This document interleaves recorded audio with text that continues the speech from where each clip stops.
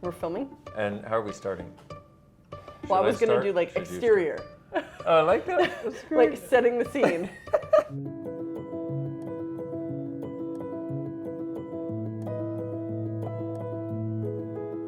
It was a sunny day in Southern California. We have many sunny days in Southern California. And this was back in the day when I had a landline. Okay, if that tells you anything. So this is the year 2000. I had a landline. I didn't have my first mobile phone yet, I think, because I bought myself my first cell phone when I was like 25 or something. So I had a landline, and the landline was plugged in. I lived in an apartment that was built in the 50s, so the phone had a special little table in its own little part of the house, and I hear the phone ring in the other room. Hello. Hi, my name is Dane here, and I was, I'm new in town, and I'm a doctor of chiropractics, and I saw your advertisement in the Independent, and I'm just trying to connect with people. And I'm like, holy shit, someone's calling me for my ad in the Independent. So I put this tiny little ad in the free local paper in Santa Barbara back then. Is the Independent still I think so, yeah. in existence? Yeah. All of life comes to me with ease and joy and glory. Call Shannon. And I'm like, I Okay, hope we're someone talking- calls, but I like don't want someone to call because I'm like, this is, Tiniest ad in the world, okay? yeah, it's just, it was the $10 ad I could afford at the time. I wouldn't even be able to read that ad right now without glasses on, so that's how tiny the ad was. Yeah. So, this guy's calling me, and I'm like, oh shit, someone's calling about Access. He's like, so I'd really love to, and you were so cool. You were like, I'd really love to check out what you do. And I was like, okay. So I do this stuff called Access, and we would start with the bars. And you're like, cool. And somehow we got together. Yeah, well, I said, you said, yeah, we would start with this stuff called the bars, and I said, what would be the effect? You said, well, at the worst, you'll feel like you had a good massage. At the best, your whole life will change. And in the back of my head, I was like, well, my whole life better change or I'm killing myself, so what do I have to lose, But there was also this thing where you were like this happy marshmallow on the other end of the line. Like there was no force. There was just like, hi, yeah, whatever you want. Okay, let's do it. It was so cool. So Dane was calling me for something that had already saved my life and totally changed my life, which is called the Access Bars. Access Bars, it's called the bars because there's these points on the head that you touch that are literally bars that run through the head that my father developed. He started when I was 12, and then I ignored him for the entirety of my teenage years because I thought he was super weird. Good teenager, yeah. But then I wanted to kill myself, and I was super suicidal, and I was in a lot of pain. And he sort of like tricked me into getting my bars run, And it started working, and I started having more and more sanity and less like wanting to die. And eventually I dropped out of the school I was going to, and I just wanted more of that energy that Access was giving me. Flash forward, I was 20 years old, living in Southern California, being like, what the fuck am I doing with my life? I guess I'll do Access, I'll try this. All of life comes to me with ease and joy. I'm like, Dad, what should I do? He's like, put an ad in the Independent. What should it say? All of life comes to me with ease and joy and glory. And I saw that ad and I called. I'm like a big sports fisher. I'm like a sports fisher. I catch the big fish. The big ones. I got the big fish. This is the happy marshmallow I'm talking about, okay? So imagine this, right? And I'm at a place in my life where I've literally set a date to end my life 6 months in the future. And, I was starting my second practice in Santa Barbara, and the reason I became a chiropractor is because I wanted to create miracles in people's lives. And I saw people that were doing it, I just couldn't seem to do the same thing. Like people would come to me and I'd be like, I don't know what to do. And I was 30 years old at the time, and for the first time in my life, I gave up hope. I was like, I'm done. And I had been doing metaphysical stuff and spiritual stuff and psychological stuff and reading every friggin' book I could. And I finally just gave up hope. Because no matter what had happened before, I always knew it could get greater. And I figured the next workshop I would go to would give it to me. And I had this sense that, by the end of the workshop, the end of the weekend of these numerous workshops I attended, can't tell you the number of times where I was like, yay, I found the answer. And then literally like Wednesday of the following week, it felt like the universe caved back in on my head. And I was like, oh man, I felt like I was back in the same place before I started the workshop. And literally 2 weeks before I called you, because you didn't know this at the time, but I saw your ad the week before. And I saw all of life comes to me with ease and joy and glory. And I was like, fuck you. You don't know what my life is like. And I got so angry, you know, and that wasn't even easy for me to acknowledge at the time that I threw the paper away. I'm leafing through the paper the following week, and the only thing my eyes focus on is this little ad. That was the only thing I could read in the friggin' paper. Everything else was just boring me to tears. And I'm like, okay, because I had learned long before that if you hate it or love it, there's something in it for you. And that's when I was like, okay, all of life comes to me with ease and joy and glory. Okay. And I had a moment, I had this brief just, you know, sometimes there will be some moment that really changes your world where you're willing to allow something different in. And the moment in my head was, what if? Like, what if, rather than this struggle that I've been going through that makes me not want to be here, like, what if it could actually be ease? I couldn't even get to joy and glory at that point, but I'm like, what if it could be ease? And then, so I call you, and I was like, oh, here we go. Because I'd tried so many things, you know? And in my mind, I was like, well, here we go again. And then you answered, and there was just such a, what I would call now, allowance and a space where it didn't matter what I had going on. And it wasn't that I said, hey, I have this and this and this going on, but energetically, it didn't matter what I was bringing to the table. You were there for it. And I was like, whoa, this is a different energy. Because everybody else I had talked to was like, oh, I'm going to fix you this way and fix you this way and fix you this way. And you were like, well, they probably weren't 20-year-olds and a college dropout. So I was like, I have no idea what we're doing. I just know that I used to want to kill myself. I'm pumped on this now. Want to try it? That. And I can't tell you what a gift that energy was. So we set up a time. You came to my office. And I remember that morning before you got there. And I remember being in my office alone, walking up, and I hated my office. I hated everything I was connected to. To be fair, that was kind of a cool office. It was a pretty cool office. If any of you guys know Santa Barbara, he had this like small space in their Granada building, which is I think still the tallest building in Santa Barbara. Yeah, it's got 7 floors. I had never been up that high in Santa Barbara before. I was like, wow, this is like the big city up here. Yeah, that's awesome. And that's so a Santa Barbara point of view too. You know, it's like, it's so high, it's 7 stories.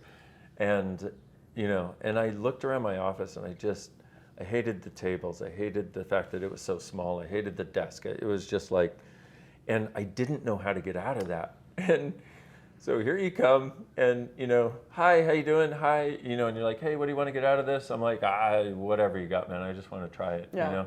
I'm like, pretty much everything, you know? And I probably said everything. You're like, okay, sure.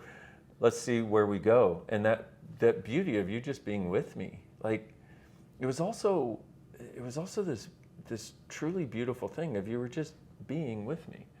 You were just like, hi. Now, from your perspective, you know, it's like, I'm 20, I don't know what I'm doing, whatever, I don't have any other choice, but it's part of your being. Yeah. That was the beginning of When I this. had been so exposed to that, and already I had had years of having my bars run and years of changing through the use of that tool, that's what I brought with me. Friggin' awesome. And so I lay down on my table and I can't tell this without crying. You cradle my head in your hands and put 3 fingers here and like this. That's the start of the bars. That's the start. Pretend there's a head here. Pretend there's a head, yeah. We did a bowling ball. And there was this energy that I don't know how to describe, didn't have words for. It just felt like somebody was gifting me peace. Like there was this energetic flow of peace going through my body. And I didn't know it, but that was a huge part of what I was looking for because I didn't have any in my relationship, in my practice, my relationships with my family. I mean, I had caring for them, but there was no peace. And this starts, and it like, imagine something coming through and kind of melting all the stuff, I felt like I was filled with broken glass, and it felt like the glass started melting. It's like a really good way of putting it, actually. Yeah. And that was what I was living. I was done with the broken glass. And so you went to my feet, and then it took on a different flavor, but it was like a different flavor of peace. Well, the same one was still going. And then you did my hands, and it changed yet again. And I was just lying there in awe at that point. And this is just a few minutes in, and I was like, whoa. And then, of course, I checked myself, because you don't want to like just give in. You don't want to be too excited, because probably like everything else, it'll go away, right? And so you start, and I remember kind of dazing out, kind of like a dreamy state for a little while. And then there was something, you moved your hands somewhere, and I started getting this joy. And that's the other thing I wanted. And that I thought, man, I didn't think I'd ever have it again. And to have it even for a moment for me was like, it was this, I don't have words. It was so beautiful, but it was also this like acknowledgement that it's actually possible. Like it can occur in my life right now too. And because I was trying to give joy to other people and being very unsuccessful, and so that started, and inside I started giggling like a little kid. And I just started as a little like hee hee. And after a while I was like hee hee hee hee hee hee. And it was like my cells were giggling. And part of, because it was interesting because there was part of it where I could tell I was trying to analyze or like keep enough mental distance so that I could make sure that I was, not, totally giving in, and whatever like the control that I had done, I was trying to do that. But what happened is it just kept melting and melting and melting. And there was a certain point at which I was just like, okay, I can surrender and receive. And you ran my bars for about an hour and 15 minutes. And I will never forget sitting up and looking out the window, because it was a beautiful blue day with clouds in the sky. And I was like, has it always been this beautiful here? And the beauty wasn't that, the beauty was all of it. And I was like, holy shit, if it feels this way to be alive, I'm in. And and it took an hour and 15 minutes. And I'm not here to say that everybody has that experience or that level of transformation. Yeah. But for me to know that it was even possible. And so at that point, I was a chiropractor and you were an access practitioner. I was an art school dropout. And I was an access. Way to sell it, lady. Way to sell it. I was like the second access practitioner because my dad was doing it, and I was like, I'll just try this. Right. And I can't even imagine something your dad does. Of course you would stay away from it, until such time as you're like, no, actually I like that direction. But it changed my world. And I tried to describe to people the space that it created. It's indescribable, but the sense of actual peace, like within my body, within my cells, not just a mental peace where I seemed to be less wrong or out of judgment for a moment. It was like peace. Yeah. So should we talk about how the bars create that? Yeah. And I want to talk about one other thing, which was one of the things I would do regularly was I would wake up just depressed as hell and with a sense of total hopelessness and despair, right? And I literally, my girlfriend at the time, she would leave for work and I would lay in bed and just wallowing in self-pity and a lot of times start crying, And when you were, after you finished my bars, you said, by the way, we have all these tools. And what they do is, in between bar sessions and whatever in your life, use these because it'll make things lighter. So I'll give you one to start with. Use this until I see you again. And you wrote down, who does this belong to? I remember that. Little yellow sticky note. I remember writing it down on your desk. That was the tools, that was the resources we had available at the time. Bars and who does this belong to? And so you wrote that down and I put it in my pocket. And when I got home that night, just kind of on cloud 9, I was on cloud 10 at that point. I, unloaded my pockets and whatever.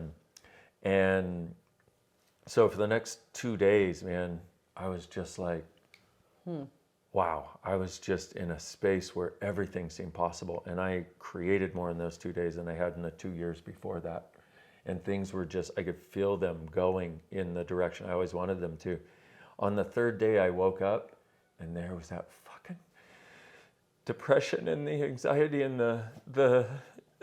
that thing. And I was like, fuck, I was really bummed this time because I was like, dude, I've had this space that is unlike anything I've experienced. And I knew it was possible. And now it's gone again. Fuck.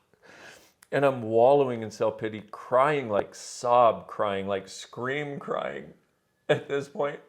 Because I'm like, if this didn't work, okay, fuck it. And I look over at the clock to see how much longer I can wallow in self-pity before I need to go be a doctor and help people. And I read, because somehow the little yellow sticky note was propped up by the clock. I read, who does this belong to? I just read it. I didn't even say it. I didn't think. I just was like, oh, who does this belong to? It fucking went away. Like, and I tell people this, it's like, that can't be. I'm like, believe me, I wouldn't believe it myself had I not been the one to experience it. And literally, I was like, where did it go? And then I had this flood of awareness of how many awarenesses I had that I thought were mine. And I got to tell you, that day I started doing, who does this belong to? Like, for everything. Everything, because I love this space. This space of just like, hi, everything's cool, everything's okay. Just the space of being. And so everything that would shift it, anything, like I'd go, I walked wrong. Oh, who does that belong to? I'd be driving and I'd be like, who does that belong to? Who does that belong to? And that one tool started changing my entire world. And that, plus the bars, and you and I would get together after that. We got together about once a week. I would do chiropractic on you because I couldn't afford to pay for the bars. And I didn't care. And you didn't care. And you would do bars on me. And we had this wonderful thing. And I cannot tell you how much I look forward to that experience every single week. It was like the highlight of my week. It was like if you really like having a clean car, you know, and your car gets really dirty and shit, and you're like so excited to drive your new clean car. I was like excited to drive my new life because it changed every single time. Can I tell you something I got out of one of those sessions? So he came, I think the first one was in your office, and then you would come to my apartment. I'm not sure what, but anyways, this time we were at my apartment, and it was an apartment in downtown Santa Barbara, which is a spacious place, but it was downtown. And I think I was running your bars. I was probably, I don't know, one of us was working on the other one, and there was this leaf blower like right outside, and I was getting so frustrated by this leaf blower.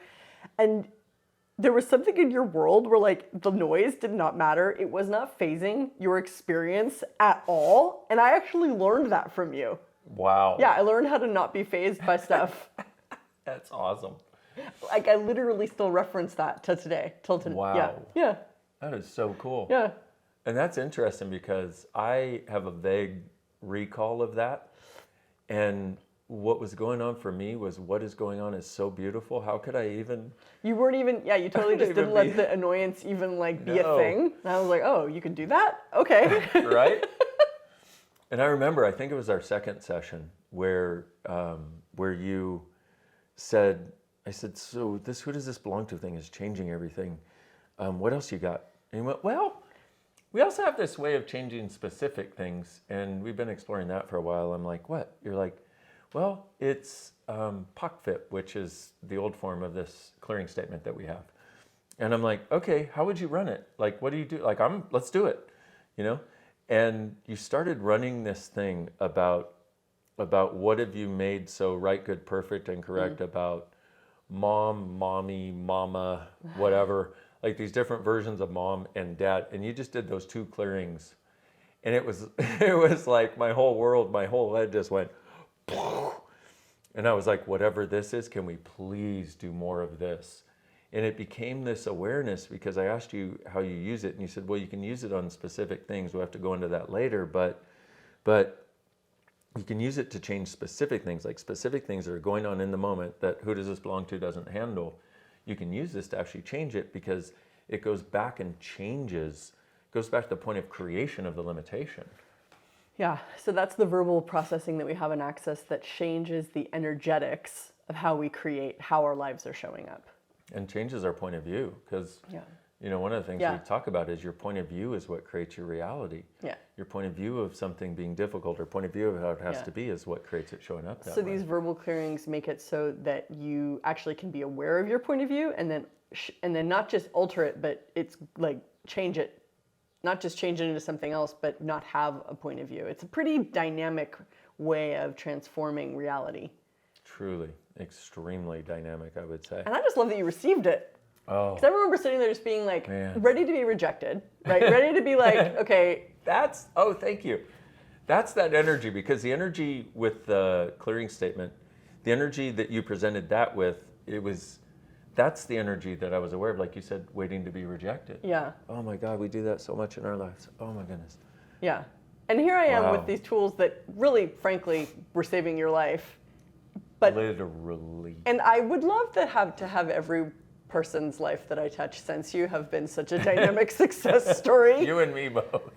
And there can be a lot of people who, when they're greeted with the possibility of true change, they're like, they don't make that choice. So you were really making that choice in such a beautiful way that Thank you. made everything greater. And that, we see that a lot where somebody will say they desire a change. The only thing they really want to do is make it work out the way they've decided it should. Yeah. And that's not the way the universe works. The universe is like, here, I've got miracles for you, but you can't control a miracle, you know? It's like trying to control a kitten. It doesn't work very well. So we were also talking about how the bars work. You were going to say? Yeah. Well, should we talk about how the bars actually facilitate that sense of peace? I mean, I would say that peace is like the bare minimum. That's like the least you get from the bars. And I love the way you describe it, where as soon as I put my hands on your head, you had this sense of peace. Because I mean, I literally just had my bars run yesterday, and the minute he put his hands on my head, I felt like all the things I was worried about were gone. Like literally gone. Literally. I was like, that is so much better. Yeah. And the thing is, it's like we've done studies. You know, we have scientific data. You know, like one showed that it reduces anxiety, stress, and depression an average of 87% with one session. But for us, you know, and people are like, you need to do more studies. And we're like, well, no, people... But why don't we just talk about it like we want to talk about it? Oh, I like that idea. So basically, this is a very advanced method that I believe all the hospitals of the future will use, where you are able to discharge the electrical charge that's created by your thoughts, feelings, and emotions. So there's a thing called energy. If you haven't heard of it, it's amazing. And anybody who knows anything about the brain knows that the brain is an electrical capacitor, and the way your neurons and stuff is a very broad, encompasses many things. Function is you neurally map you create a neural pathways based on points of view. Am I saying that eloquently enough? That's I mean, that's great. the basic. You create your neural pathways. There's lots of studies on this where children basically hardwire their brains by the age of Like 7, 8, in different ways. Yeah. They do it at different times. So this process is the addressing of that hardwiring, essentially. Yeah. So you're sort of hacking your neurology, which ultimately occurs through your consciousness, and this process assists in the choice for change. And it's, you know, I love the way you described it, because it is that undoing of the hardwiring, the one set of choices or the one set of points of view, you know? And a lot of times I can't even really work. And the thing is, it's impossible to articulate or even really fully understand now how this process is working. Yeah. I do believe that in the future, this will be a far more common practice, because it has a lot more to do with energetics than curing a disease or a problem. So the possibility that we're getting to with this is that we will have some awareness of the way in which reality interacts with our consciousness or lack of consciousness, self-awareness. That, and you know, and we've done brainwave studies. We have the data for the brainwaves that get activated and certain theories or postulations based on millions of other people who've been studied with brainwaves. But I agree. In the it's going to require the future of how our consciousness interacts with our reality, and like you said, or the lack thereof. But the thing I will say is, it creates a sense of space. Yeah. If you can get, we know how we are when we're contracted, when we're in judgment, when we feel And like a lot of times, I mean, how many of you guys watching this or listening to this aren't even aware sometimes of how contracted or how much pain you're in until it's gone, yeah, right? So it creates Yeah. a sense of space, dynamically, which I feel like is super easy to disregard. Like, okay, space, then what? right. However, it's what if all that pain and density that you experience so dynamically, so frequently, just became space? At the worst, you feel like you had a good massage. At the best, your whole life can change. And exactly what you said, because one of the things quantum mechanics is starting to discover is it's the space in which something that exists that determines how it shows up. So when you have more space, you show up with more of that. When you contract that space to try to fix a point of view, you show up with more of that. So this is obviously like something that I like live, breathe, and understand dynamically. And what I love so much about the bars is that this isn't a process you have to work hard at. Like literally to receive a session, you just lay down. Like, and a lot of times people fall asleep when they're having their bars run, and that during that deep relaxation, otherwise known as sleep, that occurs, the transformations can occur. So this is not about that you need to think really hard about what the problem is. Yeah, that. And this thing about receiving is one of the other gifts of it. It's one of the few places in most people's lives where they allow themselves to lie there and receive. So, Thank you for receiving from me. thank you for gifting to me.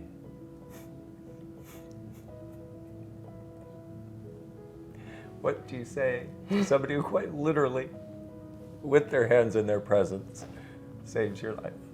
Well, if you've paid me back tenfold, many times over. Thank you. You have added to my life. You've made everything more fun, more possible. So it's sort of like I did the first initial heave, and then you did the rest of the work. I just went, I just got the engine started. Yeah, well, I am so grateful you did. Thank you. And what I am excited about is all the other engines that are available to be started in the world and that are revving now in a different direction.